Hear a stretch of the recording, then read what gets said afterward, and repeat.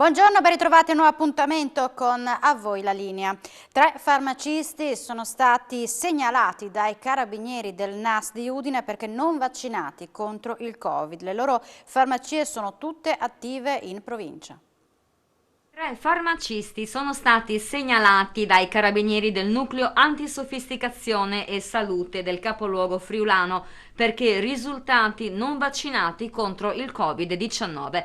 I militari del NAS di Udine, comandati dal capitano Fabio Gentilini, stanno eseguendo infatti una fitta serie di controlli avviati a inizio novembre sulle farmacie di tutta la regione. Sono 30 quelle monitorate fino ad ora, anche per la verifica dell'esecuzione corretta dei tamponi e per il costo della messa in vendita dello stesso tampone, proposto obbligatoriamente a prezzo calmierato. I 3 farmacisti segnalati operano con le loro farmacie tutti nella ex provincia di Udine. Non sono stati denunciati né sanzionati al momento, poiché è in corso un controllo per verificare l'eventuale esenzione dalla inoculazione, oppure per verificare che non sussistano problemi ai terminali per comunicazioni legate al vaccino non ancora inserite in database. Gli stessi controlli vengono eseguiti anche in strutture sanitarie private del Friuli Venezia Giulia e convenzionate con il sistema sanitario pubblico. In questo caso non sono state segnalate situazioni che hanno richiesto un approfondimento ulteriore. Anche il prezzo dei tamponi, infine, risulta in linea in tutta la regione, a volte addirittura più basso di quello calmierato per la proposta dei cosiddetti pacchetti di tampone in offerta. Grazie a Intesa San Paolo, tramite la cooperativa Damatra, è stato avviato un progetto che vuole mettere in rete le conoscenze, le memorie di nonni e nonne con le nuove generazioni. Ci colleghiamo con la nostra Paola Treppo da Villalta di Fagagna. Sì, eccoci, siamo a Villalta di Fagagna in uno spazio speciale del comune che da 2 anni è stato dedicato alla comunità e dove sono in atto dei progetti dedicati a tutta la comunità. Tra un po' incontreremo Francesco Rossi che ci spiegherà un progetto di crowdfunding. Allora entriamo all'interno di questa che è una vecchia casa contadina in una corte contadina mantenuta, recuperata, intatta, così come un tempo, e parliamo proprio della storia dei nonni, insomma, della memoria che vuole essere trasmessa alle nuove generazioni tramite un progetto particolare. Francesco. Sì, ciao a tutti, sono Francesco Rossi della Cooperativa Punto Zero, che è partner di Damatra in un progetto presentato in un crowdfunding promosso da Intesa San Paolo e che ha come obiettivo quello di ricucire un po' i rapporti all'interno delle comunità. Per farlo utilizziamo strumenti che sono gli strumenti del digitale, ma non solo. C'è questa provocazione di fare in modo che giovani, anziani si incontrino, che si possa trovare un nuovo modo per raccontare il territorio.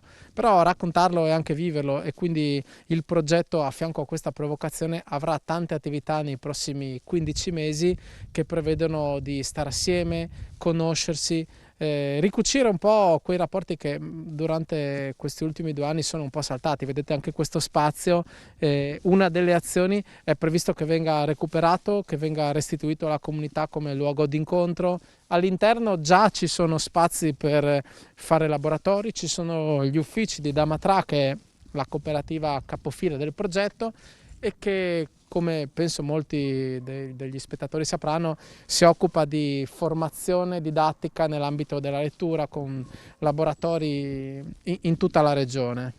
Ecco, il crowdfunding prevede di poter raggiungere la cifra di 140.000 euro, coinvolte diverse realtà territoriali del nostro Friuli Venezia Giulia. Quali sono i comuni?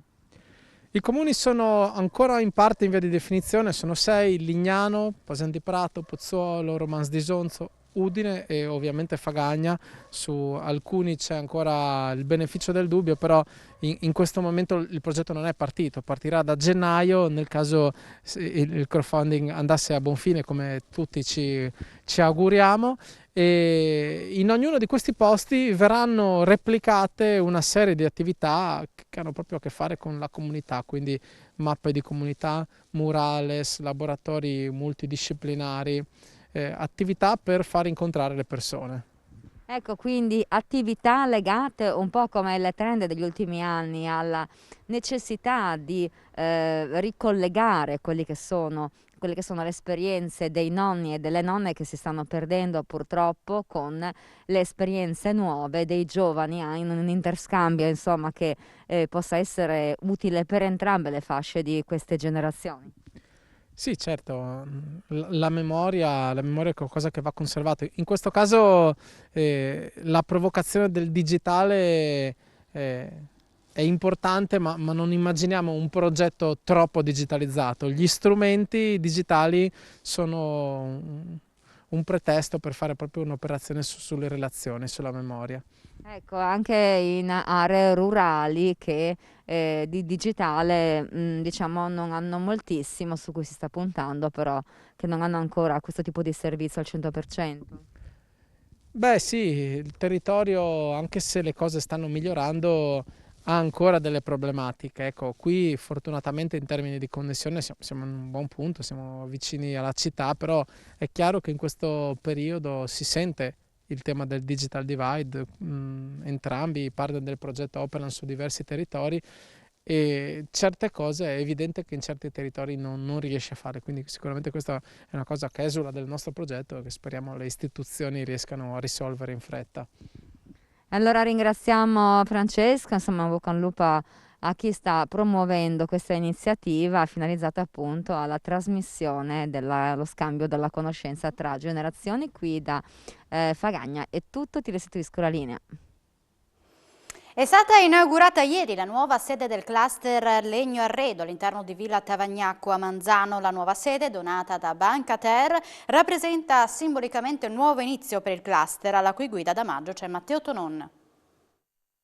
Presidente Tonon, questo è stato un anno e mezzo complicato per questo settore, adesso è il momento di ripartire. L'inaugurazione di questa nuova sede vuole essere anche un simbolo di ripartenza. Assolutamente sì, è corretto che questo fosse stato un periodo estremamente complicato, causa pandemia. Ovviamente questa è stata una situazione che ha coinvolto questo comparto, ma in generale tutti i comparti produttivi di beni e di servizi della nostra regione e non solo. Per cui sicuramente una nuova progettualità che guarda al futuro, che guarda possibili nuovi scenari positivi, che non vuol dire semplice, ma vuol dire nuovi scenari positivi, diventa anche un simbolo importante di ripartenza non soltanto di un comparto, ma di un intero territorio regionale che vuole tornare a vincere le sfide competitive. Come sta il cluster e come riparte? In che direzione riparte? Il cluster riparte da due direzioni che riteniamo essere fondamentali. Da una parte noi abbiamo inteso sviluppare una nuova progettualità per dare un supporto fattivo e concreto alle imprese nell'implementazione delle tecnologie di produzione digitale. Alcune volte questa tematica è stata già implementata all'interno delle nostre imprese del comparto, non per tutte le aziende questa tematica è stata completamente assorbita, per cui abbiamo inteso assolutamente necessario investire in questa direzione. E dall'altra parte, congiuntamente, parlando di prodotto, dobbiamo riconoscere come le sfide della sostenibilità legate al design, che sono parte integrante del DNA dei produttori del sistema dell'arredamento, fosse assolutamente importante in una nuova progettualità che guarda ai mercati internazionali ancora in una chiave competitiva. Ecco perché il senso di questa doppia progettualità che abbiamo voluto chiamare piattaforma, ovvero platform. Un'ultima cosa, con questa nuova sede il cluster torna in quella che è stata la sua casa, il triangolo della sede torna proprio al centro di Manzano, che è un territorio molto importante.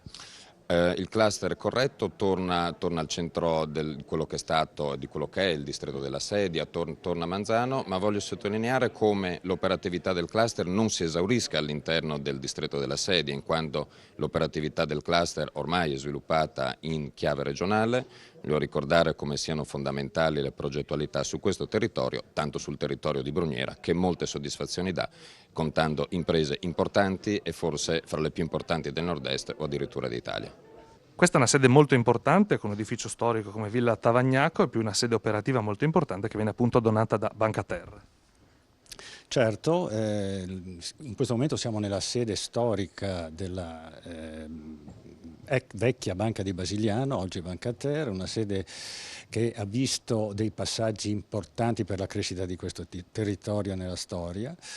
Qui adiacente c'è la vecchia Villa Tavagnacco che noi come banca di credito cooperativa, per cui come missione noi cerchiamo di tornare al territorio tutto quello che riusciamo a ottenere con il nostro conto economico e tutto quanto possibile per una crescita della comunità. Per questo motivo abbiamo deciso di fare questa donazione alla cluster Arredo.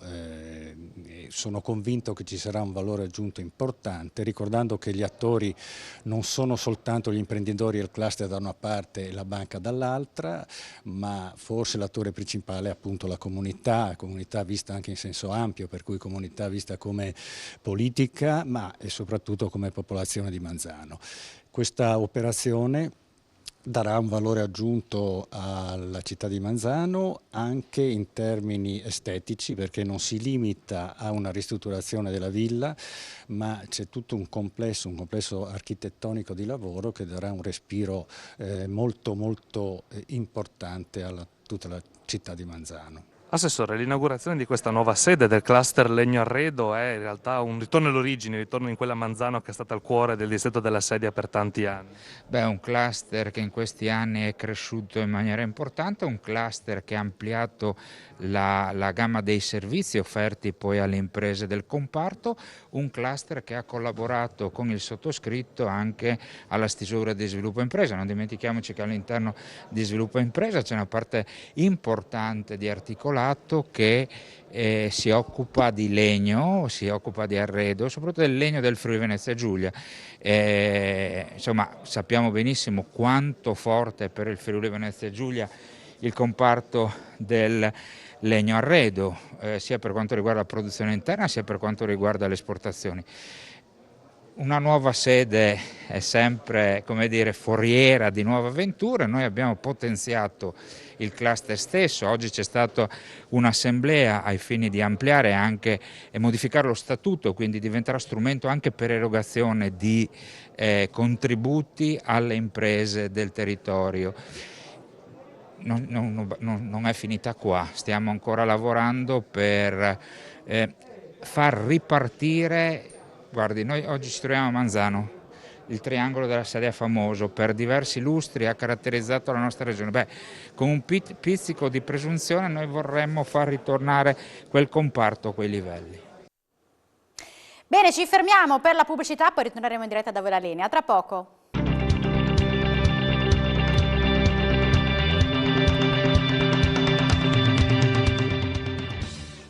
Bentornati in diretta da voi la linea ed ora ci colleghiamo con la nostra Isabella Gregorato che a Udine sta seguendo come ogni martedì la conferenza stampa di giunta comunale. A te la linea, buongiorno. Buongiorno Alexis e buongiorno ai nostri amici telespettatori. La conferenza stampa di giunta si sta ancora svolgendo. Abbiamo appreso prima che cominciasse che nel corso appunto dell'incontro con la stampa il sindaco e l'assessore Manzan parleranno di iniziative, di variazioni per quanto riguarda l'area ex Bertoli. Comunque più di così non siamo aggiornati perché devono ancora esserci gli interventi. Ad ogni modo ci aspettiamo questa fra le tante notizie. E parliamo subito con l'assessore ai contenziosi Silvana Olivotti, in questo caso non all'ambiente, ai contenziosi, perché proprio di contenzioso si tratta, tra l'altro un contenzioso piuttosto pesante che riguarda un'attività commerciale che opera in un ambiente che è di proprietà del comune. Una cosa piuttosto pesante, si parla di cifre sull'ordine dei 400.000 euro e forse anche di più, assessore. Allora, il comune sostiene che questa attività commerciale ha un debito nei confronti del comune. Ha un debito perché c'è stato un atto ricognitivo quando è iniziato l'attività, perché sono subentrati a un'altra società e quindi già all'inizio c'erano 100 e passa mila euro da pagare di pregresso, poi c'erano i canoni, eccetera. Bene, allora a questo punto siamo arrivati oggi che bisogna costituirsi in giudizio perché il comune a un certo punto mettendo sul tavolo tutti i debiti a detta del comune che questa società avrebbe, e poi per il mancato rinnovo di una fideiussione di 60.000 euro che era scaduta e che il comune ha chiesto il rinnovo che non è stato effettuato, a questo punto ha intimato a questa società di lasciare liberi i locali entro 15 giorni. Allora, questa società adesso si è costituita chiedendo l'annullamento, la sospensiva di questa richiesta, sì. No? Diciamo in parole semplici, perché dice tempi troppo brevi, poi non è fondata, a loro dire, siamo noi danneggiati, dice, perché il comune non ci rispondeva, il comune quando ha fatto dei lavori ci ha messo in condizione di non operare, quindi abbiamo avuto un danno notevole. Ecco, in sostanza, con tutto questo insieme di cose, loro vi chiedono 400.000 euro con questo atto, dice, poi con riserva poi nell'autorità giudiziaria ordinaria di fare la quantificazione esatta, perché qui siamo in fase, diciamo, d'urgenza, siamo davanti al TAR e si chiede l'annullamento e quindi la sospensiva di questo provvedimento che il giudice, che il comune ha intimato di lasciare liberi i locali. Ecco, quindi una vicenda destinata a continuare, vedremo poi gli sviluppi, vedremo che cosa succederà. Vedremo gli sviluppi, perché loro praticamente c'è una guerra sotto tutti gli aspetti, perché loro dicono anche che il contratto con il quale si sono impegnati non è quello esatto, sì. Non sarebbe un affitto d'azienda, ma sarebbe una locazione commerciale. Sì, quindi tutti aspetti legali, tanti cavilli che dovranno essere approfonditi e che quindi con la Costituzione in giudizio si dovrà andare. Solo che c'è un grande timore qui che magari le cose non si risolvano e che il debito nei confronti del comune diventi veramente pesante. E con noi c'è anche l'assessore, grazie all'assessore Olivotto, con noi c'è anche Giovanni Barillari che è assessore all'assistenza alla sanità. Parliamo di giovani perché sono gli stessi giovani di alcune scuole di Udine che hanno chiesto di aderire a un progetto che il Comune di Udine a suo tempo aveva messo in piedi rivolgendosi soltanto a un gruppo di scuole. Sì, è un progetto che riguarda il recupero, diciamo, delle relazioni sociali fra i giovani adolescenti. Allora, con le chiusure che si sono patite lo scorso anno e in qualche modo anche le condizioni, diciamo, psicologica collettiva di timore, inquietudine dovuta alla pandemia, i giovani hanno subito una interruzione o comunque un indebolimento delle loro capacità relazionali. Pertanto, come si dice, molti di questi sono in qualche modo rivolti alla rete, dove, come alcuni neuropsichiatri e neurolinguisti ci dicono, nella rete i giovani, soprattutto d'età fra i 13 e i 18 anni, in qualche modo trovano una specie di dark room globale, le loro identità si dissolvono, in qualche modo vengono come leggermente, diciamo, zombizzati o comunque, insomma, le loro personalità vengono indebolite o annientate. Allora il Comune aveva già approvato un progetto che si rivolgeva a 2 scuole superiori che adesso altre 3 hanno chiesto di aderire, quindi abbiamo 5 scuole superiori della nostra città che hanno chiesto di aderire a questo progetto che prevede di aiutare i giovani, innanzitutto un'analisi della situazione, della loro condizione psicologica, effettivamente se hanno sofferto, patito queste chiusure e se il modo di relazionarsi fra di loro è diminuito o peggiorato, come insomma sembra essere a spanne molto evidente. Degli esperti in materia ci sapranno aiutare su questo, ma soprattutto aiuteranno i giovani attraverso la costituzione di gruppi di 15-18 giovani, 10 incontri di 3 ore ciascuno su alcune classi selezionate che poi aiuteranno a trarre le conclusioni, a proporre, diciamo, delle soluzioni che verranno poi presentate nelle singole assemblee di istituto e ci verrà data anche una relazione. Ci piacerebbe poi fare, se sarà possibile, riaprire gli incontri dei venerdì della salute nella nostra città in Sala Iace, dove presentare questi dati e soprattutto sperare di lanciare un messaggio di speranza e di recupero dei giovani verso una sana e fisiologica capacità relazionale fra loro. Bene, ringraziamo anche l'assessore Giovanni Barillari, mi pare di capire che devo restituire la linea allo studio, quindi qui per il momento a Palazzo Daronco è tutto, linea allo studio. A te Alexis. Grazie Isabella, andiamo a Pordenone. I musei civici hanno aperto i loro caveau per proporre una mostra con le migliori opere, tra le quali anche quadri di De Chirico e Picasso. Ci sono quadri di De Chirico, Savinio, Fontana, Guttuso, Picasso e Chagall, nomi eccellenti della storia dell'arte, esposti in Galleria Bertoia a Pordenone nella mostra Il sogno delle cose, quadri e sculture moderne delle collezioni civiche di Pordenone, realizzata dal Comune con la collaborazione della Regione, dell'Università degli Studi di Udine e della Soprintendenza Archeologica, Belle Arti e Paesaggio del Friuli Venezia Giulia. La mostra sarà aperta fino al 13 febbraio 2022. È una mostra di portata eccezionale, le opere esposte sono circa 130, ma al di là della quantità quello che conta è la qualità. Qui ci sono autori, artisti internazionali accanto ad artisti del territorio che hanno comunque una grande rilevanza ed è l'inizio di un nuovo percorso in linea con le tendenze dei più moderni musei europei. Apriamo i nostri caveau e li restituiamo alla popolazione, in tal modo si abbattono i costi e si possono investire altrove, per esempio sulla comunicazione, sulla promozione, anche perché penso che questa sia una mostra che debba varcare i confini di Pordenone e della regione. Le opere esposte saranno circa 130, tra quadri, sculture e produzioni grafiche realizzate nel corso del XX secolo e appartenenti al patrimonio civico-museale di Pordenone, solitamente conservate nei depositi di Palazzo Ricchieri, accanto a un nucleo molto forte di autori locali di richiamo internazionale che raccontano il nostro territorio attraverso la storia dei paesaggi e della sua umanità, come Vettori, Pizzinato, Bottecchi e Zavagno. Verranno dunque esposte opere di assoluto rilievo e importanza mondiale, appartenenti ai grandi protagonisti dell'arte italiana ed europea. Una mostra particolarmente attesa dall'amministrazione comunale ma anche dalla cittadinanza di Pordenone. Attesa perché? Perché i musei, compreso quello di Pordenone, hanno dei limiti fisici e quindi non possono esibire, far godere ai cittadini tutte le opere che conservano e custodiscono nei loro caveau. In questo caso quindi abbiamo deciso di valorizzare queste opere mettendole a disposizione del pubblico non solo di Pordenone, ma questa sarà anche la linea, l'indirizzo che terremo nel futuro, cioè quello di mettere in mostra le opere, i quadri, i dipinti, i disegni, gli oggetti che sono riferibili ad artisti del nostro territorio che con il nostro territorio hanno avuto delle relazioni, per consentire anche ai musei di essere luoghi in cui si ricostruisce l'identità culturale della nostra città. Un'operazione modernità che vuole anche svecchiare l'immagine dei musei civici, affiancando alle grandi opere permanentemente esposte del 7-800 queste più moderne e rare.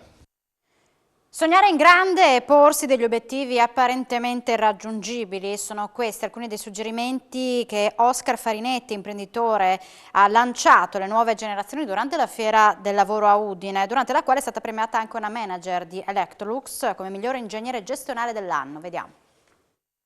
Farinetti, lei sì che sa fare impresa. Qui oggi si è incontrato il mondo del lavoro con chi sta cercando ancora lavoro. Per orientarsi bene, che consigli si sente di dare alle nuove generazioni? Sa, io sono di quelli che non vogliono dare consigli alle nuove generazioni. Quelli della mia età stanno consegnando il paese ai giovani con 2.500 miliardi di debiti e vogliono anche dare consigli. Quindi il consiglio che do è di non ascoltare i nostri consigli.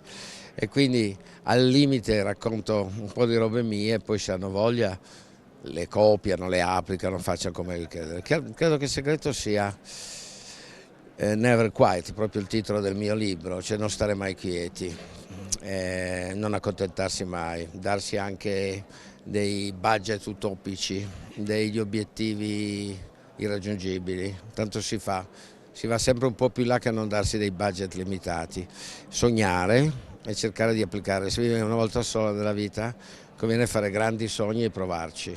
Noi italiani abbiamo il dovere di farlo, visto che abbiamo avuto la fortuna di nascere nel più bel paese del mondo e quindi essere nati nel più bel paese del mondo e non sbattersi per farlo conoscere al resto del mondo è un non senso.